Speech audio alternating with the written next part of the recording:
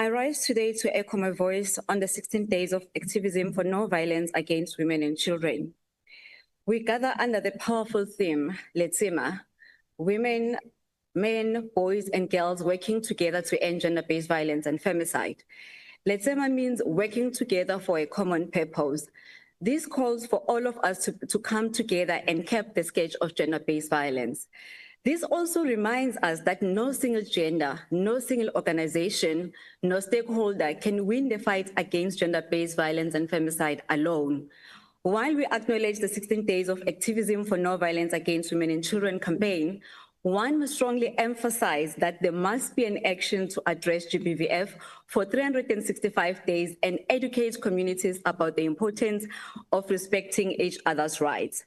Gender-based violence in South Africa has reached epidemic levels. The first national South African gender-based violence study conducted in 2024 found a profound connection between substance use and intimate partner violence, which is deeply rooted in power imbalances and gender-based inequalities. While substance use and alcohol do not cause violence, they are both drivers and consequences of gender-based violence and femicide. Honorable members, President Ramaphosa declared gender-based violence and femicide a national disaster, which is a step in the right direction. We will keep a close eye to ensure there's ring-fenced budgets and necessary resources are allocated for this purpose. South Africa has also established the Domestic Violence Act and Sexual Offences Act, which is meant to protect individuals from abuse and support survivors. As South Africa has one of the highest rates of femicide in the world, which is almost 5 times the world's average. In May 2024, President Ramaphosa signed the National Council on Gender-Based Violence and Femicide Bill. Establishing a National Council to combat gender-based violence and femicide effectively.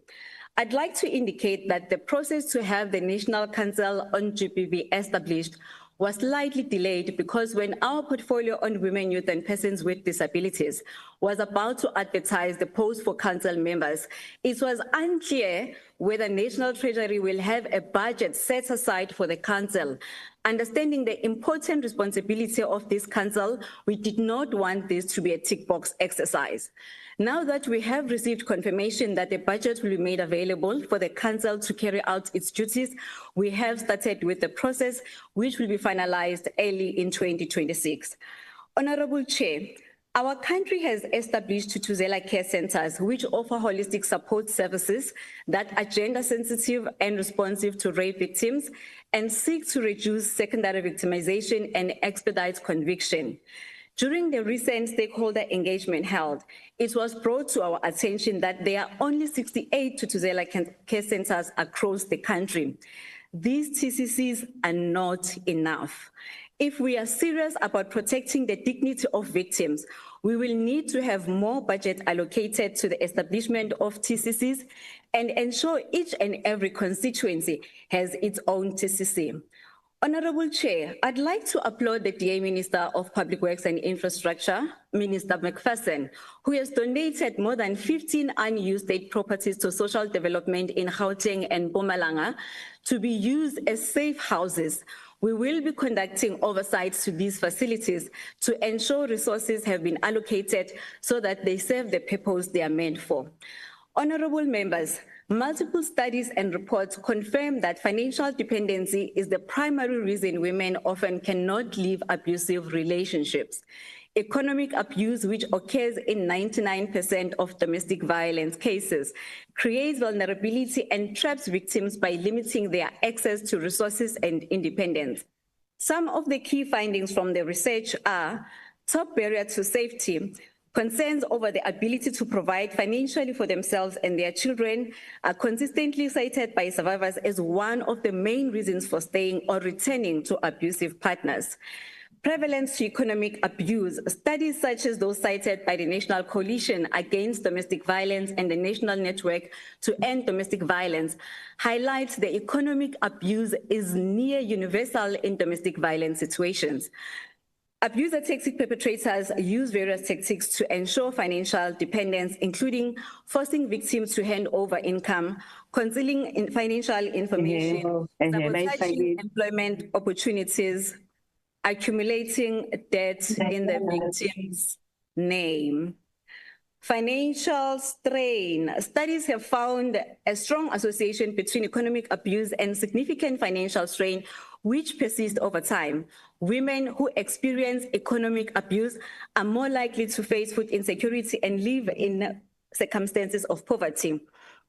Looking at the above findings, Honorable Chair, I'd like to commend the DA Ministers of Agriculture, Public Works Infrastructure, who have created more than 143,000 job opportunities within a year of joining the GNU. We are of a firm view that should more job opportunities be created, we will ensure women get financial independence, claim back their power, and will be able to leave abusive partners. Honorable members, in order to defeat the scourge of gender-based violence, we need SAPS to demonstrate capability against this fight. Recent reports from various NGOs indicate that SAPS is an obstacle in tackling GBV. They turn victims away. In some instances where minors are involved, they demand parents' presence to be able to open cases. And we are well aware that in some of the GBV-related cases, especially rape, some parents are suspects. They also disregard the Children's Act 38 of 2005, Section 110, subsection 1, which clearly stipulates who can lay charges where any kind of abuse is identified. Honorable members, on the 9th of November, I received a call from a lady who was physically assaulted by her husband. And the SAPS in Olifantsfontein convinced her not to lay charges because her husband will lay counter charges against her. Through our intervention, the case was finally registered and the husband was arrested. He was released from the cells without appearing in court, which is against the GBV procedure. When the husband, however, laid counter charges, the SAPS went to arrest her at night, broke down her door, and was eventually locked in a filthy cell which had pee all over the floor. The victim was secondary victimized by SAPS instead of protecting her. Through the intervention of the provincial commissioner, the responsible SAPS members were finally charged. We would like to urge SAPS to pull their weight and help us to fight the scourge of gender-based violence. I thank you.